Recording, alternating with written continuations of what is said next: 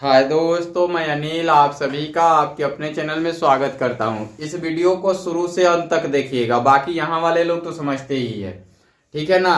तो मैं आपको बताऊं कि इसको मैं बारीकी से बताऊंगा और कॉन्सेप्ट भी सिखाऊंगा, तब बताऊंगा। चलिए देखिए, प्रश्न दिया गया है, यदि किसी वर्ग के विकर्ण की लंबाई 10√2 सेमी हो तो इसका क्षेत्रफल होगा। ऐसा पूछा हुआ है। इसको इंग्लिश में पढ़ू तो कहता है, if the length of the diagonal of a square is 10√2 सेमी cm then it's area will be. ऐसा होगा। तो मैं आपको बताऊं, पहले कॉन्सेप्ट सिखाऊं। यहां देखिए, एक मैं स्क्वायर बना रहा हूं, अर्थात वर्ग बना रहा हूं, और वर्ग के लिए डायगोनल भी बना रहा हूं। इसमें डायगोनल बन गया और ये दिया हुआ है 10√2, यही दिया गया है। आप यकीन कीजिए कि ये काफी मजेदार वीडियो होगा। यहां सीखिए इसको। मैंने एक स्क्वायर बनाया, ठीक है, और ऐसा बनाया। अब देखिए, इसको मैं ए से डिनोट करूं और इसको भी ए से डिनोट कर लूं, तो ये √2a या a√2 हो जाएंगे। अब सीधा सीधा कंपैरिजन देखिए कि ये 10√2 हैं, तो ये भी 10 होंगे और ये भी 10 होंगे, तभी पॉसिबल है ना। ये 10 होंगे तभी पॉसिबल है, अन्यथा पॉसिबल नहीं है, क्योंकि इसका विकर्ण ऐसे होता है। तो इसका एरिया निकालने के लिए भुजा का वर्ग करते हैं। इसका एरिया जो होगा ए स्क्वायर होगा, तो इसका एरिया जो होगा वो 10 का स्क्वायर होगा, तो ये 100 बन जाएगा। ये तो डायरेक्ट निकाल लेंगे। अब एक और कॉन्सेप्ट बनता है, वो सीखिए। ये इसका एरिया निकालने के लिए क्या होगा, हाफ ऑफ डायगोनल का स्क्वायर होगा। क्या होगा, हाफ ऑफ डायगोनल का स्क्वायर। कैसे होगा ये सीखिएगा, मैं आपको सिखाता हूं। यहां देखिए कि मैं एक स्क्वायर बना लूं, ठीक है, और ये डायगोनल ले लूं, तो ये अगर ए से डिनोट करूं, ये भी ए से डिनोट करूं, तो ये डी बनेगा। डी इज इक्वल टू क्या बनेगा, a√2 या √2a बनेगा ना। तो अगर मैं a का स्क्वायर करने जाऊं, a का स्क्वायर, तो एरिया जो होगा वो ए स्क्वायर होगा। अब इस ए स्क्वायर के बराबर एरिया लाना है ना, ए स्क्वायर। तो हम डी का अगर स्क्वायर करें, तो a√2 हो जाएगा, इसका होल स्क्वायर हो जाएगा। इसको बराबर में हम लिखे तो ए स्क्वायर और इंटू √2 का स्क्वायर होगा। अगर थोड़ा और नीचे जाए तो ये हो जाएगा 2a स्क्वायर हो जाएगा। अब देखिए कि ये डी स्क्वायर है, हमें ए स्क्वायर के बराबर करना है, तो हाफ कर देंगे, इधर कर देंगे, भाग में आ जाएगा, तो डी स्क्वायर अपॉन में 2 और ए स्क्वायर। अब देखिए कि यहां एरिया जो है ए स्क्वायर के बराबर है, तो हम लिख ही सकते हैं ना, area is equal to D square upon में 2। यही तो लिख सकते हैं। तो हमने यही चीज तो लिखा है कि हाफ ऑफ डी स्क्वायर लिखा है ना।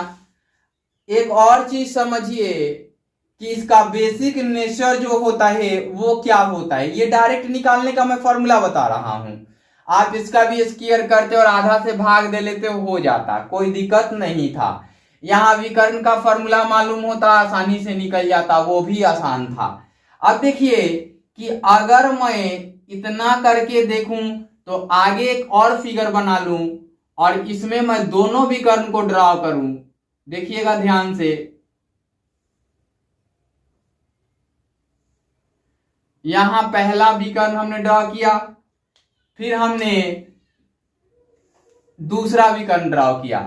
आप एक चीज जानते हैं कि ये क्या करते हैं, एक दूसरे को 90 डिग्री पे काटते हैं और बराबर काटते हैं, बराबर काटते हैं, अर्थात कि इनकी लंबाई, दोनों विकर्ण की लंबाई बराबर होती है ना।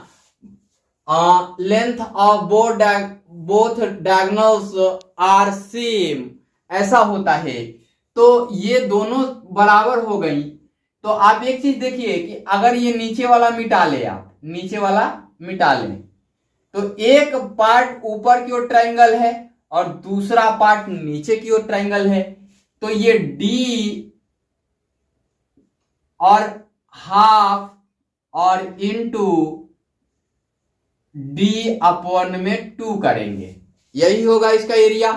किसका? एक पार्ट का एरिया। अगर इस पार्ट का भी एरिया करना हो तो इसको 2 से मल्टीप्लाई कर देंगे ना। वीडियो शुरू से अंत तक देखिएगा तभी समझ में आएगा, नहीं तो नहीं समझ में आएगा। तो ये 2 से 2 कैंसिल हो जाएगा, ये हाफ हो जाएगा और d इंटू डी स्क्वायर हो जाएगा। अर्थात कि आपका एरिया जो आएगा वो हाफ ऑफ डी स्क्वायर आएगा। ऐसे भी निकाल सकते हैं, है ना। तो हमने आपको बता दिया 100 सेमी स्क्वायर आएगा, ठीक है ना। अब आइए 2 अंकीय प्रश्न की ओर। तो हमने लिखा हल अर्थात सॉल्यूशंस।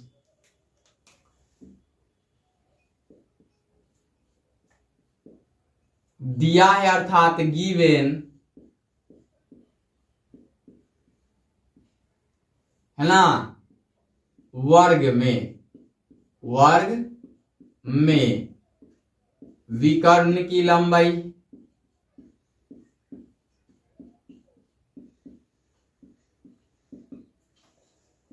10√2 cm।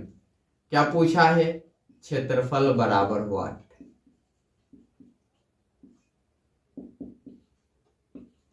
यही पूछा हुआ है। विकर्ण की वर्ग की लंबाई अर्थात डी कर सकते हैं इसको। हमने आपको पूरा बेसिक से बताया और पूरा चीज समझाने का प्रयास किया ताकि आपको बेहतर तरीके से समझ आ सके। एरिया को ए से डिनोट कर लीजिए, है ना। अब पहले इस वाले मेथड को चाहे तो इम्प्लीमेंट कर सकते हैं या डायरेक्ट भी निकाल सकते हैं, कोई दिक्कत नहीं है। अब चूंकि विकर्ण की लंबाई बराबर √2a। अब आप ये सोचेंगे कि विकर्ण की लंबाई, सर यहाँ वर्ग नहीं लिख रहे हैं तो कौन समझेगा। तो यहाँ लिखा है ना वर्ग है, ये लिखा क्यों जा रहा है? इसी कारण से लिखा जा रहा है कि यहाँ पे लिखने के बाद कोई आपका नंबर नहीं काटेगा, है ना। ये देखिए विकर्ण की लंबाई दिया हुआ है क्या, 10√2 सेंटीमीटर और ये √2 दिया गया है ए, अर्थात भुजा है ये, है ना। या ये देखिए ये गुणा में इधर आएगा तो भाग में, तो 10√2 बटा में √2 सेंटीमीटर बराबर ए, ये हो जाएगा।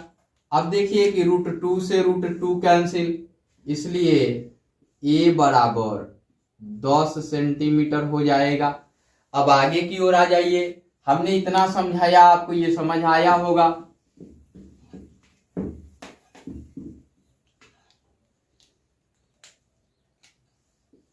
आगे की ओर आ जाइए। फिर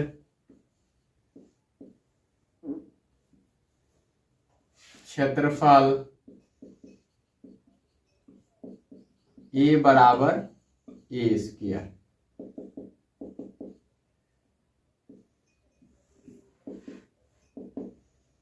ए का मान क्या है, 10 cm का वर्ग हो जाएगा।